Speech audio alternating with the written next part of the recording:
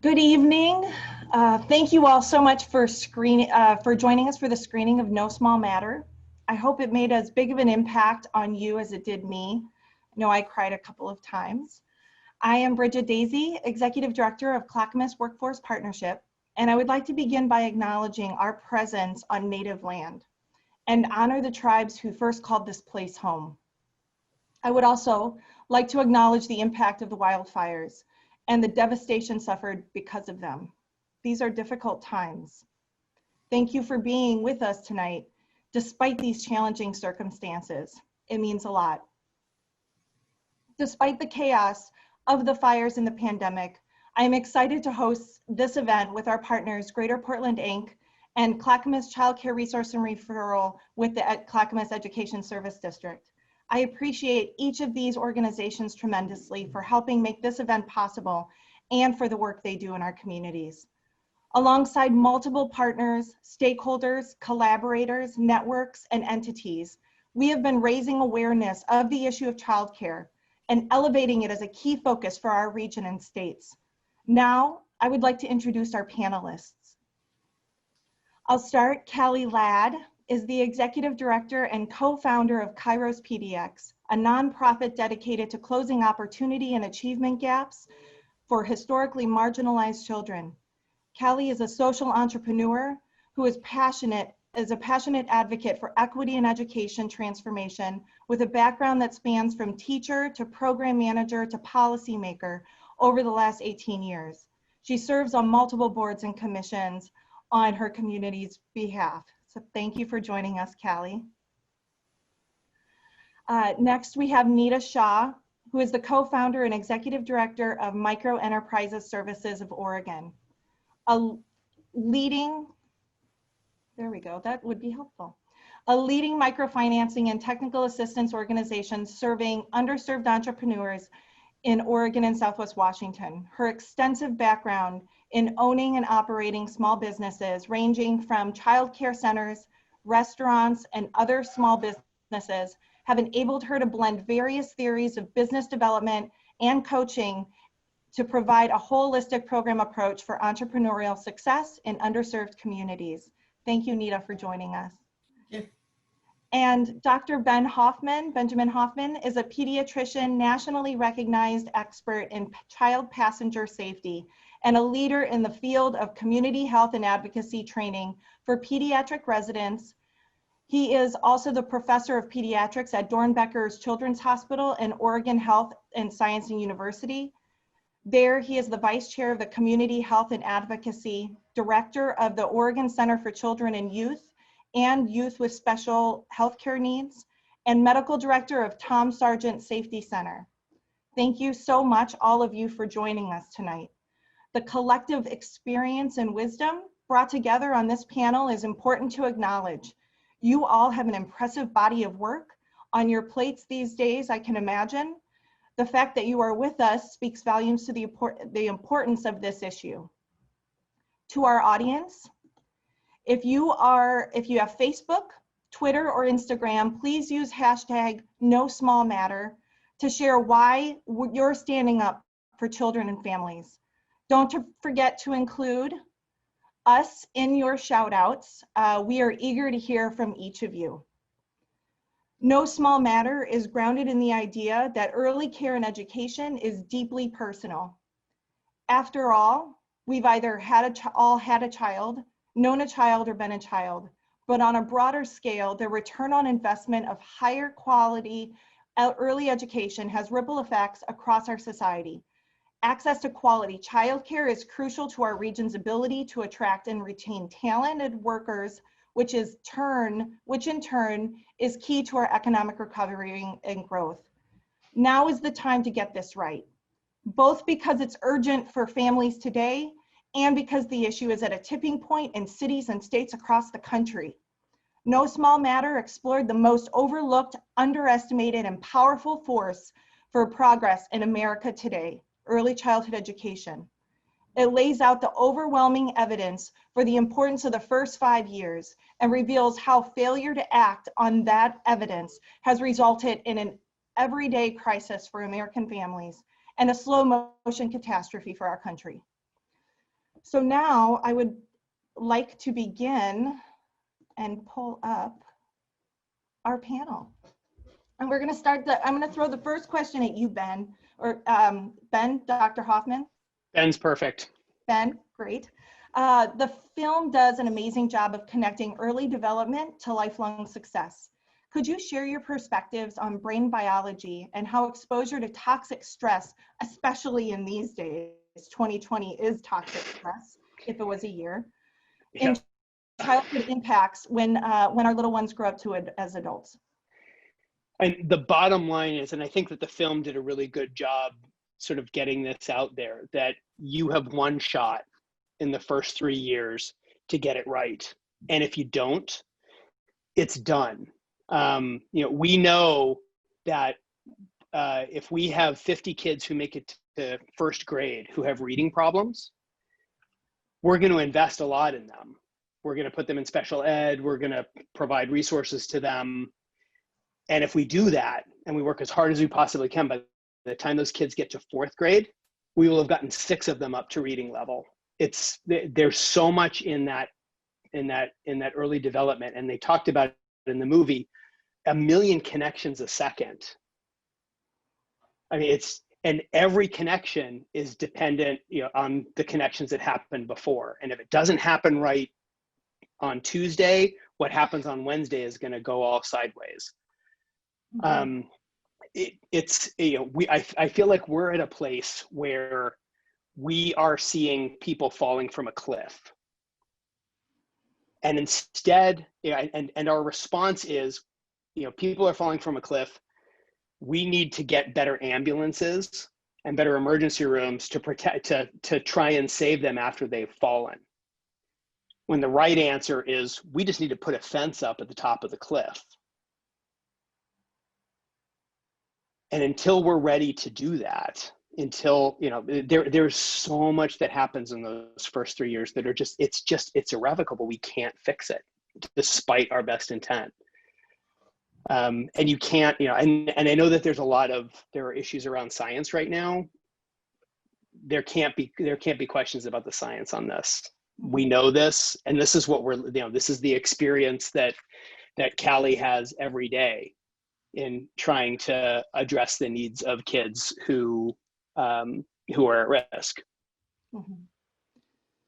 Thank you so much for sharing your insights on that. I know especially now is a very traumatic time for our little ones and families across the state and West Coast. Callie, I'm going to ask this next question of you. Across Oregon and Washington, and it feels like a pivot, but I think it's relevant. There is a lot of work being done to address issues of equity and inclusion. Can you speak to the connections between neuroscience, education, and race, and the important takeaways and opportunities you would like the audience to know about? Yeah, so a lot of what Dr. Hoffman talked about and what the film talked about around the early years and the development of the brain in the early years, the architecture of what we believe and think is tethered to that time as well. So I believe children notice difference as early as babies, 3-4 months old. They begin to distinguish racial differences.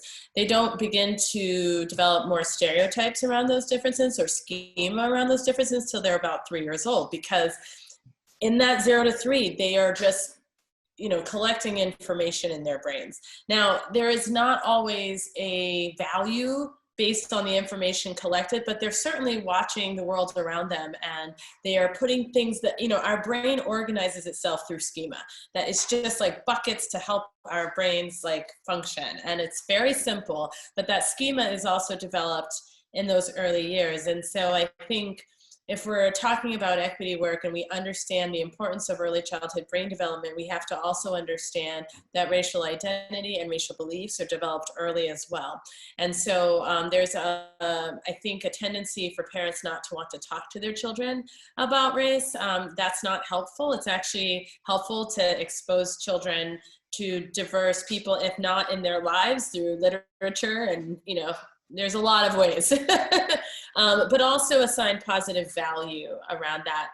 I think the other key piece is that in the beginning of the film, they, you know, or at some point in the early part of the film, they talked about how children, like part of what they do is rocket science, and they are brilliant. And we don't see people believing that all children are brilliant. And sadly, there are many early childhood educators that have their own beliefs about children depending upon their income level and their race and their language. And that is detrimental to the developing child. So when you are projecting a belief about a child, children know when they feel loved and when they belong. And one of the most important things to counteract any toxic stress, and racism is a stress, is a community of belonging and a loving, caring adult. Those two things can override all of this, many of the stress factors, and the neuroplasticity enables our brain to rewire itself. But many children are in early learning spaces where they're not seen and valued. I've heard a number, and I'm not trying to point fingers, but I've heard early childhood caregivers call children in 3 and 4 years old violent.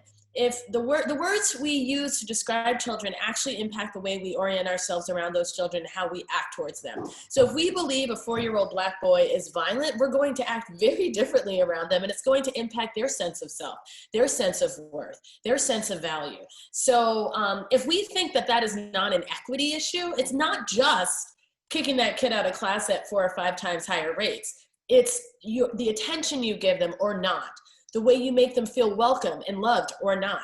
All of those things factor in to sort of the equity equation in the early learning space. And I think we need to create communities of belonging and inclusion for children. It's something Kairos focuses a lot on.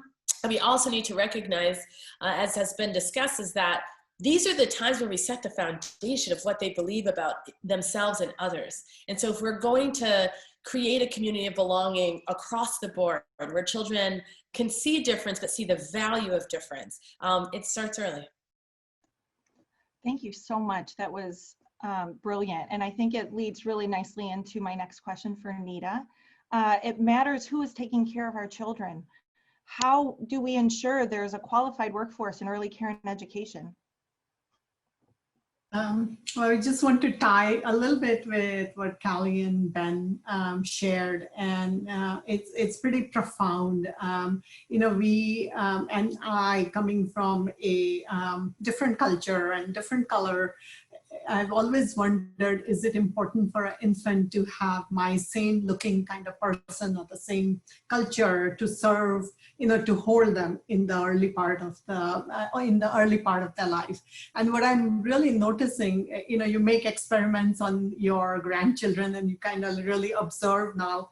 And what I'm seeing is that my grandchildren really are open to absolutely every single person. It's the adults who put some of the judgments and treat children differently. And I think that is really important for all childcare providers to know and understand that a child's view is really very open, and this is the time to make that impression on them that they are going to be treated equally. Besides that, you know, going back to the question, I think it's all about education. Education. It is, you know, the employer needs to be educated on what is needed for the employee force.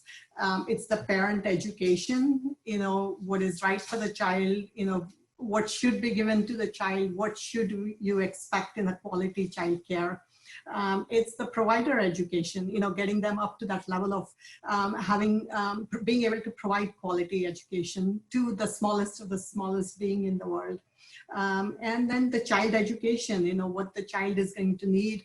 I'm not a medical expert, but I think you can observe and see some of the early on in the life that what are going to be challenges for the child in the future.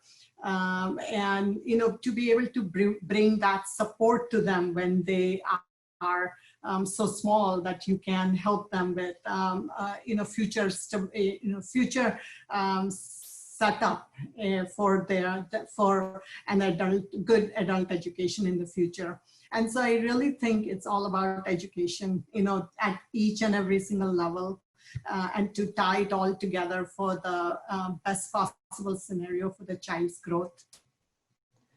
Thank you, Nita. And we have a medical expert here who I think would agree with everything that you said and maybe give that stamp of approval. I'm just going to call out that Tiffany Chapman has asked, can someone speak to the lack of equity training for the early care and education workforce in Oregon?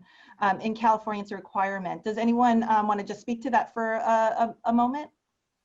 I will say one thing. I do think it's a big issue. I think that there is a lack of,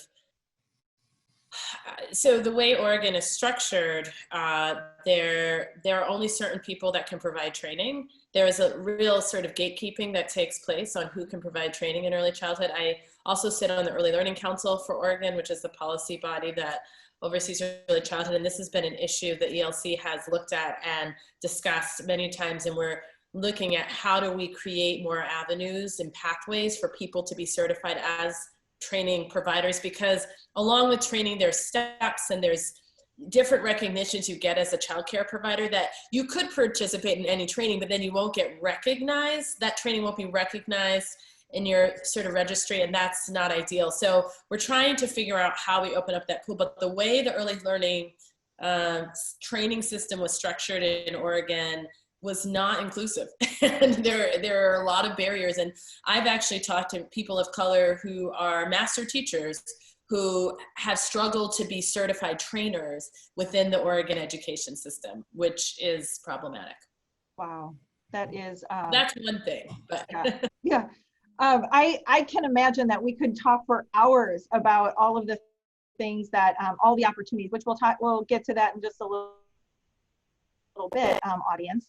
I'm going to take us to the next question. And actually, Kelly, this is your question. What are the strategies and activities for fostering healthy racial identity and mitigating race-related adverse childhood experiences, or ACEs, as some will know that, in pre-K classrooms? So, I mean, I answered that a little bit in the last question. One of my points was really about training and making sure educators understand their own biases and what they bring in and how to mitigate that and how they interact with children. I'm a big believer in the Reggio thinking, and Reggio is about the image of the child as being powerful, and that children are naturally brilliant and curious. They're born scientists. They have to be given the space to learn and explore. And that when we have this strong image of the child and orient ourselves towards that image of the child, we are better educators and supporters of children's growth and development across ethnicity. Obviously, materials that represent diversity matters. A value around, for a long time, our system, what was QRIS, that sort of changed, but the rating system around strong childcare, they did not acknowledge teachers who speak the same language as the children as being a factor that was of value. So what are we valuing as a system? How can we not place value on the fact that the teacher can communicate well with the child? I think also allowing, when we standardize early learning in the way we do K-12, we create more space for, I think, sort of, I don't know, perfunctory, strict codes that I think don't play well into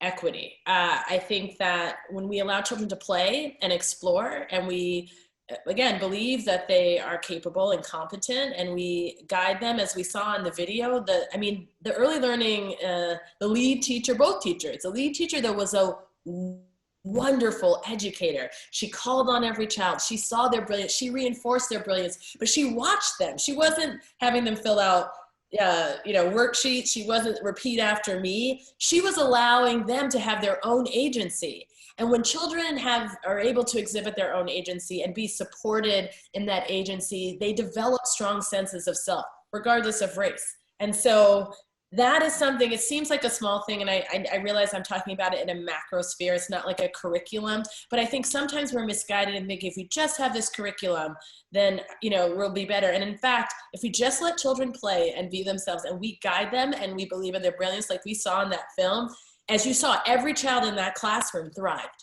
And they were multiple races and ethnicities there. And that is why, and there was a firm belief of families as first teachers and families as assets. And they mentioned that in the film, and we don't always see that. We have beliefs about families too, and sometimes very condescending beliefs. That's problematic.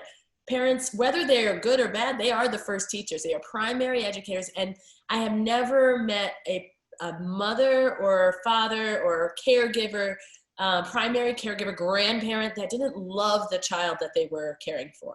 And so love has a profound effect on the brain and learning. And so partnering with families and meeting them where they are and respecting them, I think, is a huge, huge part of equity and early learning. So those are my thoughts. And you actually, you opened up the next question for Ben, which is why are relationships between caregivers and families and children so important to healthy brain development? Ben, is there anything else that you'd like to add? I think Kelly did a fantastic job. But Sorry. no, it's awesome. Yeah, there's not much to add, but that's, that's who we are. That's our brains are wired to grow around relationships, around interaction, around words and song and story and love and food and all of the things. If you look back to your childhood, whatever positive memories you have, that's what it's all about. And we're at a point where the systems, whether it's the healthcare system, the early childhood system, the education system, the child welfare system, are working at cross purposes, where the focus is not on how do we help kids and families thrive. And I think we have to get back to that. We have to recognize how just absolutely crucial that is, and start to actually work towards achieving that in an equitable, fair, and universally beneficial way. Absolutely. Thank you for that. Nita, a lack of equitable access to childcare is keeping women out of the workforce. It's costing the US companies $12.7 billion annually. And as a workforce development and economic development practitioner, we feel this every day in our systems. What sorts of specific investments does our region need to make to level the playing field for workers with children? It's coming from the business part of the whole childcare industry, I think there are two parts to it. It's the supply side measures and then the demand side measures. And I think they're both, they are kind of a concentric circles, and they go through each of them are connected with each other. And I think, when you're talking about the workforce and the supply side, it's what are we giving them? And of course, going back to that quality education, if I had blue sky, like here's all the money that you have and, fix the system, it would be really free quality childcare for each child. I mean, I think, there are some countries who are able to do that. And I think that should be, I wish that was available here. And then free education for all the childcare workers. I think, it's like what Callie said, that every parent comes wanting to do the best for their child. And it's the same thing for a childcare worker, that they want to do the best that they can for the child in their care, but there isn't enough money. We saw that in the movie. Many of the childcare workers have to do 2, 3, 4 jobs to really do what's really their passion. And so, increasing the pay scale has to be that. And what can our region do is, help subsidize that. I think the childcare employees, they have to be paid more. It's heartbreaking to see how hard they work. And more and more is demanded of them. More paperwork is demanded, more activities are demanded, more cleaning is demanded, like so much is demanded, but then equally the pay is not there. And I think so, I just go back to, really great education, providing education that's free for the childcare workers, and then really giving them higher pays, insurance, having the benefits that they can think of retiring and stay in the field for a longer time, because really, again, in early childhood, that stability is so important. And so many childcare workers, or even just the at-home childcare providers, they open up with the best intention, but have to close down because they can't make it, you know. And so I think the region needs to focus on that. Like, what can we do to improve the pay scale and give benefits to the childcare workers? Thank you. Thank you for that perspective. I really appreciate it. We're at our last question, and this is a question for each of you. And so in 30, 45 seconds or so, how are our communities working to address some of these challenges and create opportunities? Another way to look at that, what has worked, what is working, and how can we incorporate some of these solutions more so here and around the state and the region? And we'll start with Dr. Hoffman. Okay, so I'm not going to actually answer that question, but I'm going to tiptoe around it. And I want, because I have a couple of things that I want people to leave with. Number one is, when I think about that early childhood space, 0 to 3, there is no difference between health and learning. It is exactly the same thing. Yet our systems separate them out. We need to fix that. Now I'm going to tell a quick story that will end, follow me with this. Every time I travel, if I'm on a plane, I inevitably sit next to a little old lady. And inevitably at some point during the flight, she's going to ask me what I do, and I tell her I'm a pediatrician. And the response I get is, "Oh, bless your heart," which I hope is the good bless your heart and not the bad bless your heart, right? They view us as the baby doctors. And within the house of medicine, even though, you know, people on the, on this Zoom may be thinking, oh, you know, I graduated from 22nd grade. I have some power as both a white man and as a professional. But in the house of medicine, I'm at the bottom, absolutely at the bottom, because the house of medicine views me as just the baby doctor as well. And we heard in the movie from the teachers that that's exactly how they're treated. If I can do this safely, there's a quote from Martin Luther King that I use constantly that is part of my North Star. And one of the things he said, one of the amazing things he said is that power without love is reckless and abusive, but love without power is sentimental and anemic. And when I think about my role as a physician, and I think about what I know from early childhood educators and what we saw in the film, is that we are perceived as sentimental and anemic, and we're treated that way. We need to learn and be able to speak to that power, to be able to transform that power from reckless and abusive to be about love, which is why we're all here. So I didn't really answer the question, but I hope that was an acceptable response. We'll take it. We'll take it. So I guess the same thing applies. If there's something that you want to tell the audience, or give us something that's inspiring, that's been incorporated as a solution in the area. Nita? Well, I think Oregon does have childcare subsidies, and there is a copay which Oregon has stopped for a while. Maybe it's because of COVID and all that's happening. And I think that's really, really a great solution. The subsidies need to be for mid-income parents, I think, because there's a lot of struggle for them too.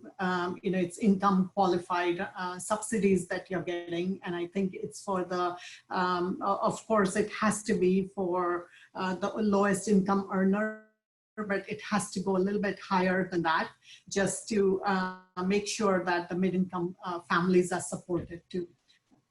Yeah, thank you, Nita. And Callie? So Nita actually shared a research report that among the committee that commissioned the report is our very own Oregon Treasurer, Tobias Reed, which is interesting. But they talked about the fact that early childhood is not a public service, it's a public good, but we treat it as though it is only a public service. And I think that is our problem.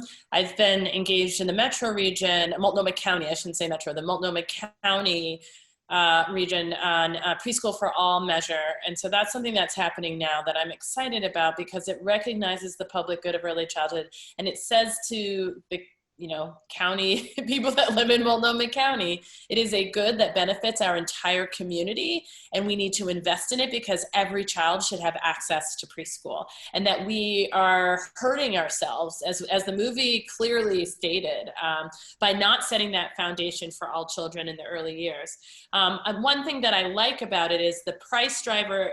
There is a driver around price of paying early childhood educators higher than what they're currently being paid, and it's built in steps, so it'll increase over time, and ASME and some of the unions have been involved in that. But I'm hoping that it'll be a lever to push this conversation around pay equity when it comes to the early learning space. I think in the same way that you would not pay a neurosurgeon, pour money to fix a brain, to build a brain, you should be paying the people that are literally building the brains of our children who are going to run our country one day and run this state. Like, pay them. Like, it is unconscionable to me. And like I said, my colleagues on the council, I know the Early Learning Division Director, Miriam Calderon, has thought about this. It's talked to folks. The governor has talked about this. So I think we're going to see change, but I think we need to see how it can be done. Preschool Promise was another measure that started that. So it's a little over 30 seconds, but I want to highlight that. I want to help people remember the public good that early learning is for all of our babies. Absolutely. This has been amazing. I have just a little bit more, so I'm just going to pop up this PowerPoint one. That's not it. Here we go. Here we go. Okay. So it's 6:03. So a few of you have hung in there with us. So just to share a little bit more. Too few decision makers understand the complexities and importance of early education, the challenges faced by parents and educators, the societal impact, and the full range of opportunities for getting this right. So amplifying the stories of families to policymakers, employers, and communities is critical for making progress for children, families, and teachers. The time to act is now. We need to get informed, we need to get engaged, and we need to get moving. There's a great deal of recovery grant money coming to this region. Are there ways to use that to support some improvements specific to childcare? We will be sharing this presentation and materials with the audience in coming days.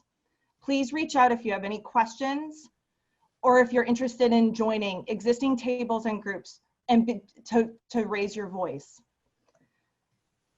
And I can't thank this panel enough. I have so much gratitude and appreciation and just awe-inspiring.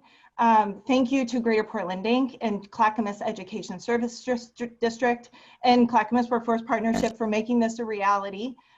We appreciate your time tonight, and we hope all of you take care. Thank you. Thank you. Thank you.